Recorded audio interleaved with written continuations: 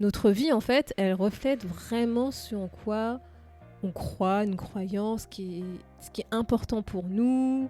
Et donc, en fait, les expériences de vie, les challenges qu'on va devoir surmonter, qu'on a surmontés, et bien, en fait, tout ça, ça va permettre, en fait, d'exprimer nos talents.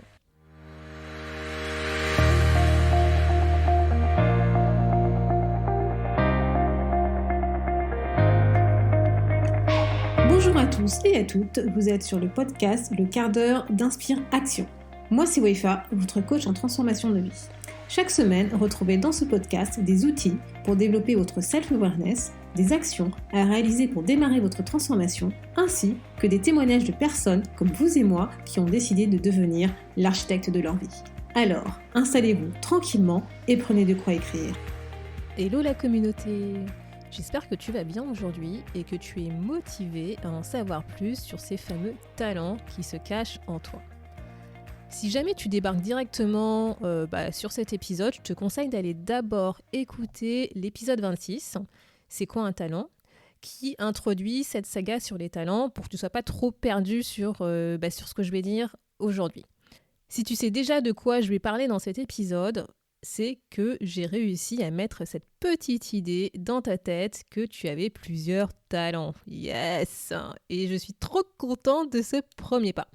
Bref, donc aujourd'hui, ce qu'on va voir ensemble, c'est tout simplement un exercice pour t'aider à travailler sur justement ces talents, pour t'aider à les identifier, à commencer à brainstormer avec toi-même sur ce sujet. Et donc pour cela, on va utiliser ton système de valeurs. Donc n'hésite pas à aller télécharger la fiche challenge sur les talents que tu trouveras à l'adresse wefabagidi.com/podcast-27. Tu mets sur pause, tu récupères la fiche. Je pense que ça sera peut-être plus facile pour toi si jamais tu as le support de suivre ce que je vais te dire. Et ne t'inquiète pas, je t'attends. Donc, comme je le disais, l'objectif de cet exercice, en fait, tout simplement, c'est de prendre conscience de tes talents. Et pour ça, on va aller regarder ce qui te motive, ce qui t'anime. Bref, on va aller regarder à partir de tes valeurs. Donc, ce que je te propose de faire, en fait, je vais tout simplement, au lieu de te présenter le challenge à la fin, je vais te le présenter au fur et à mesure. Comme ça, comme tu as la fiche challenge sous les yeux, tu vas pouvoir voir et peut-être mieux comprendre ce que je vais te dire. Et je vais te donner des exemples de mon expérience perso par rapport aux questions. Donc, la première étape pour pouvoir identifier tes talents en fonction de tes valeurs par rapport à ton super magnifique système de valeurs, c'est choisis une valeur importante pour toi. Choisis la valeur que tu penses être vraiment importante pour toi aujourd'hui. Voilà, moi, par exemple, je vais te prendre l'exemple, c'est celui qui va nous suivre tout au long de cet épisode, c'est la créativité. Voilà. Donc, une fois que tu as identifié cette valeur, sachant que idéalement, il faut que tu le fasses au moins sur les 3 valeurs qui sont plus importantes pour toi. Donc, comme je disais, une fois que tu as identifié cette valeur, décris, en fait, qu'est-ce que ça représente pour toi concrètement ?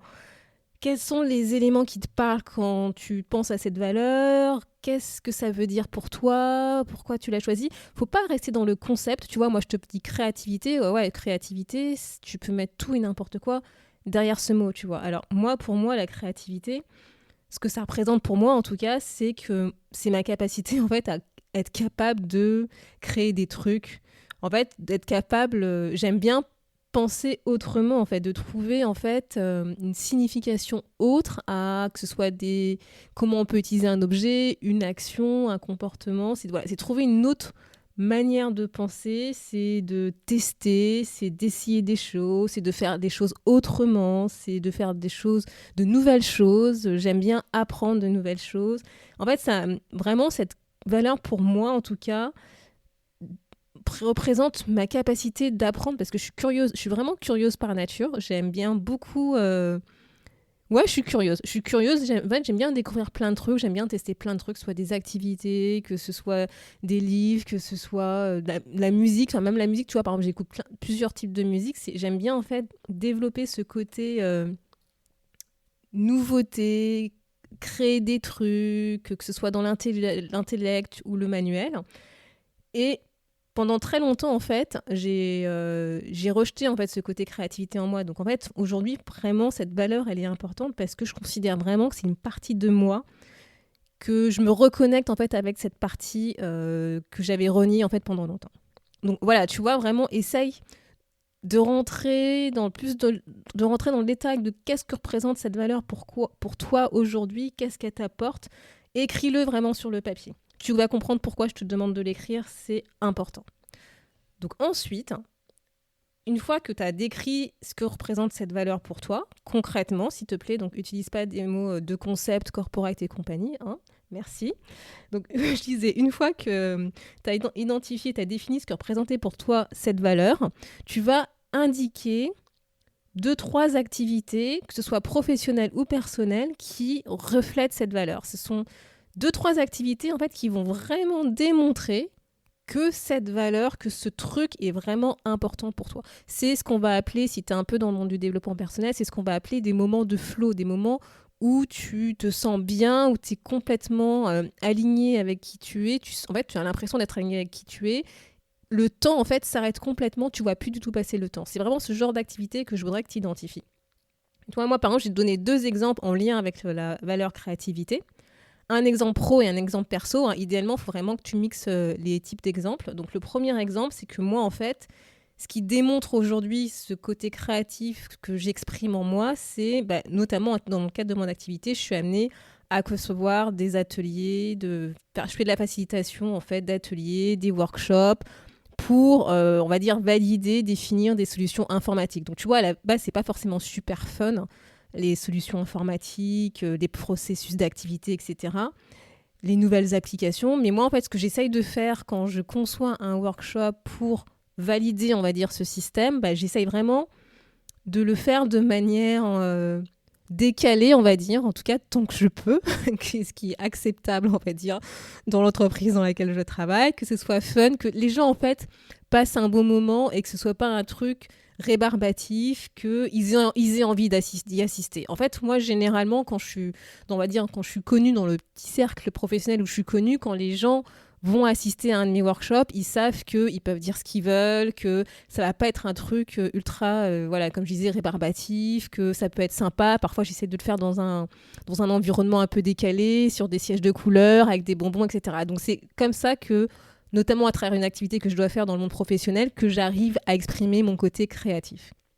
Et le deuxième exemple que je vais te proposer, c'est que j'aime bien créer des trucs manuels. Je te disais, la créativité, je l'associe beaucoup à apprendre, à tester des trucs. Et en fait, j'aime bien tester. En fait, tu vois, par exemple, j'ai acheté un bouquin pour apprendre à faire du crochet, du tricot.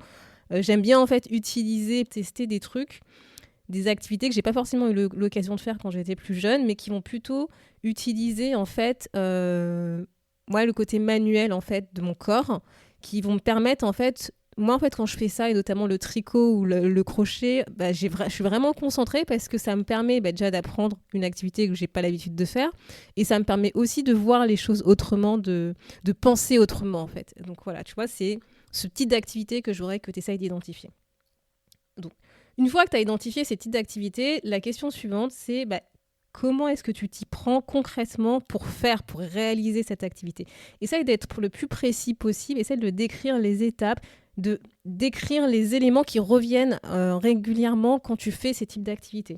Donc, tu vois, moi, par exemple, si je reprends ces exemples de conception de workshop ou quand j'essaye de faire du tricot ou du crochet, moi, j'ai remarqué que souvent, je commence vraiment par une analyse de ce que je connais déjà, en fait, de qu'est-ce que je sais déjà faire par rapport à ce truc qui est en face de moi, cette activité que j'ai envie de faire.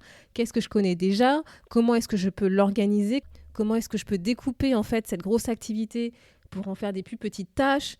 Quel exemple je pourrais te donner ? Tu vois, par exemple, pour le workshop, en fait, je vais me baser sur des ateliers auxquels j'ai déjà participé, que j'ai déjà lu, que j'ai déjà vu, que j'ai testé. Et après, je vais essayer de voir comment est-ce que je peux l'adapter à l'objectif qui m'est donné et comment je peux essayer, moi, d'y mettre ma petite patte, en fait, dans ce truc pour que ce soit fun. Et je me dis, voilà, donc c'est vraiment, j'essaye de décomposer le plus possible cette grosse activité, de voir comment chaque petite tâche, je vais essayer de le faire. Et tu vois, quand je te dis ça, t'as pas l'impression que c'est de la créativité, t'as l'impression que c'est juste de l'organisation, etc. Mais tu verras, on en reviendra plus tard. Et pour le crochet, en fait, c'est pareil. Honnêtement, je suis complètement nulle avec mes mains. Alors non, c'est pareil, excuse-moi. J'étais nulle avec mes mains, sauf que j'ai réussi à appliquer en fait ce truc, c'est-à-dire à partir de cette grosse activité qui peut être le crochet. Donc j'ai commencé à faire comment ça s'appelle j'ai commencé à faire une écharpe en fait. Et j'ai regardé en fait avant de commencer, j'ai décomposé en fait chaque tâche, chaque activité, chaque geste que je devais faire. J'ai essayé de le décomposer et de voir comment est-ce que je pouvais l'apprendre, si ça s'apparentait à quelque chose que je connaissais déjà, pour faire des trucs, des étapes simples en fait. Et en fait, j'apprenais étape par étape. Voilà. Au lieu de me dire je vais apprendre à tricoter, à faire du crochet, et d'abord j'apprenais étape par étape. Pour ceux qui s'y connaissent un peu, voilà, j'ai commencé un peu à regarder d'abord ça veut dire quoi faire un point, c'est quoi, ne serait-ce que pour la laine, la taille de la laine, des trucs comme ça. Voilà, j'ai vraiment essayé de faire des étapes par étape, des petits trucs. Tu vas voir en fait que c'est comme ça en fait que tu vas pouvoir identifier tes talents, parce que tu vas te rendre compte que tu utilises plus ou moins la même chose quand tu es face à une activité. Bref, et le dernier exercice que je vais te proposer, c'est en lien avec nos challenges. Je l'ai déjà dit et je vais le redire, c'est que notre vie, en fait, elle reflète vraiment ce en quoi on croit, une croyance, ce qui est important pour nous. Et donc, en fait, les expériences de vie, les challenges qu'on va devoir surmonter, qu'on a surmontés, en fait, tout ça, ça va permettre, en fait, d'exprimer nos talents. Et donc, en fait, le dernier exercice que je vais te demander de faire, c'est de repenser à un ou deux challenges auxquels tu as dû faire face et que tu as surmonté. Et je voudrais que tu penses, en fait, déjà que tu décris que représentait ce challenge pour toi, quelles étaient les valeurs qui n'étaient pas satisfaites dans ce challenge que tu as dû surmonter, auquel tu as dû faire face. Quel manque tu as ressenti, en fait, face à cette situation. Vraiment, je voudrais que tu te rappelles de tout ça et que tu te rappelles des actions que tu as mises en place, que tu as fait pour surmonter ce challenge, pour combler ce manque. Et en fait, inconsciemment, c'est parce qu'une valeur n'était pas satisfaite face à ce challenge, et ce que tu as voulu faire, c'est combler cette valeur pour qu'elle soit satisfaite et donc surmonter ce challenge. Voilà. Et moi, voilà, si je te redonne l'exemple encore avec la créativité, je te l'avais déjà dit, c'est que pendant très longtemps, j'ai cru que j'étais pas créative. Enfin, voilà, moi, je suis plutôt un cerveau, on va dire, analytique, logique, scientifique. Et déjà, tu le vois dans la manière dont j'analyse mes activités. Et j'avais cette croyance, en fait, que c'était pas compatible. Pour moi, c'était soit t'es, grosso modo, soit t'es scientifique, soit t'es artistique. Et j'associais la créativité au côté artistique. Et voilà, pour moi, j'étais vraiment pas créative. Voilà, j'avais pas ça du tout en moi. Pourtant, tu vois, quand j'en parlais à mes potes, à mes proches, à ma famille, il me disait toujours, mais Wefa, je sais pas comment tu fais, t'as toujours plein d'idées en tête, t'es toujours la première à vouloir faire les 400 coups, t'arrives toujours à trouver des idées, des solutions aux trucs qu'on te dit. Et moi j'étais, ouais, bien sûr, ça c'est... voilà quoi, c'est pas du tout de la créativité, c'est juste que voilà, j'ai des idées qui viennent en tête par rapport à ce que je vois. Bref. Moi, personnellement, c'est vraiment quelque chose que j'ai considéré comme étant un manque, parce que je sais pas, j'avais l'impression que je pouvais développer ce côté créatif, mais en même temps, j'avais la croyance que c'était pas possible. Bon, bref, je pense que tu dois comprendre ces côtés croyances limitantes, justement, qui te limitent et qui te font croire des trucs, même si parfois tu dis c'est peut-être possible. Et donc, ce que j'ai fait, c'est que j'ai lu beaucoup de bouquins, j'ai lu des articles autour de la créativité, j'ai regardé, j'ai tapé sur Google comment faire pour développer ma créativité, blablabla, etc. Et en fait, je me suis rendu compte que la créativité, c'était déjà plus que ce que je pensais. C'était pas juste côté artistique, créer des peintures, des tableaux, faire de la musique. C'était vraiment autre chose, c'était beaucoup plus large et que ça pouvait se développer. Et donc, je suis partie en fait de ce que je savais déjà faire pour pouvoir créer de nouvelles choses à partir donc de mes connaissances, pour pouvoir tester des petits trucs, pour pouvoir développer justement ce côté créativité que je pensais que je n'avais pas du tout en moi, alors que c'était pas le cas du coup. En fait, vraiment, j'ai tout fait pour développer ce truc. Et je pense, moi, personnellement, en fait, que j'ai utilisé un de mes talents que j'avais déjà, donc notamment, c'est ce que je te disais, la capacité d'analyser, en fait, une situation, de découper une action en des étapes beaucoup plus petites, beaucoup plus simples, et d'y aller pas à pas, et de regarder ce que je sais déjà faire, etc., etc. Et en fait, je pense que j'ai utilisé ça, c'est à partir de ça que j'ai commencé à développer ma créativité, et en pratiquant, Maintenant, je peux te dire que j'ai des idées qui me viennent en tête, voire trop même. Bref, parfois je suis un peu fatiguée d'avoir trop d'idées. Mais voilà, ce que je veux dire, c'est que c'est un truc que j'ai développé au fur et à mesure en partant d'un autre talent, en fait. Et maintenant, je pense que ce côté créatif en moi, il vient de plus en plus naturellement. Voilà. Donc, une fois que tu as fait ces 3 exercices, c'est-à-dire définir ce que représente pour toi la valeur, quelles sont les activités pro ou perso qui reflètent cette valeur, qui démontrent que cette valeur est vraiment importante pour toi, comment tu t'y prends concrètement pour faire cette activité. Et ensuite, que tu passes sur la partie tes challenges, que tu repenses à un challenge, que tu identifies quelle valeur n'était pas satisfaite sur ce challenge, quel manque tu as ressenti, quelles actions tu as mis en place pour pouvoir surmonter ce challenge. Tu dois avoir notamment plein de papiers devant toi, écrits, noircis avec un stylo. Ce que je vais te demander de faire, en fait, c'est de prendre un crayon de couleur, un stabilo, ce que tu veux, et c'est d'essayer d'identifier les récurrences, ce qui revient, les trucs, tu dis ah ouais tiens effectivement ça c'est une phrase, un mot que j'ai déjà utilisé avant. Et comme ça tu vas essayer d'identifier les thèmes, les thématiques qui reviennent et sûrement que derrière ces thèmes, ces thématiques, ces actions se cachent tes talents.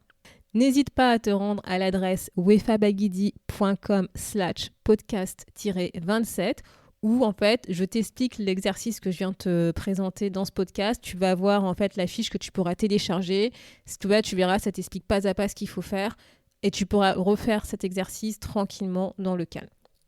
Ce que moi je veux que tu retiennes en fait, c'est que quand tu vis en accord avec tes valeurs, en fait tout simplement, ton objectif, c'est de vouloir combler ces valeurs parce qu'elles sont super importantes pour toi. Et donc, en fait, toutes les expériences de vie que tu vas vivre, les manques que tu vas ressentir, les challenges que tu vas surmonter, en fait, ça va te permettre de répondre justement à ton système de valeurs, en fait. Et généralement, un challenge que tu as envie de surmonter, que tu as envie de combler, c'est parce que ça va ça va t'inspirer en fait. Ça va t'inspirer parce que tu te dis si jamais j'arrive à le surmonter, si jamais j'arrive à combler ce manque, je vais satisfaire un truc qui est ultra important pour moi. Et donc tu vas tout faire pour y arriver. Et pour ça, qu'est-ce que tu vas faire ? Sans t'en rendre compte, tu vas utiliser tes talents. Sans t'en rendre compte, tu vas réveiller le génie qui est en toi. Donc encore une fois, retiens-le, tes valeurs reflètent les talents qui sont en toi. Donc j'espère que cet épisode t'a plu. Et surtout que tu vas faire l'exercice. C'est un peu le but et l'objectif des prochains épisodes qui vont venir, c'est de rentrer vraiment dans du concret, te proposer des exercices qui vont t'aider à identifier tes talents. Donc si jamais cet exercice t'a plu ou si tu as des questions sur ce que je t'ai expliqué, sur un exercice, un truc où tu n'es pas trop sûr, n'hésite pas à m'écrire, à me contacter et moi honnêtement je me ferai un plaisir de t'aider, de te rechallenger, de te reposer des questions pour vraiment que tu entames cette réflexion d'identifier les trucs qui sont importants pour toi et les talents qui se cachent derrière. Merci d'avoir écouté le podcast Le quart d'heure d'inspiration. On se retrouve la semaine prochaine pour un nouveau challenge.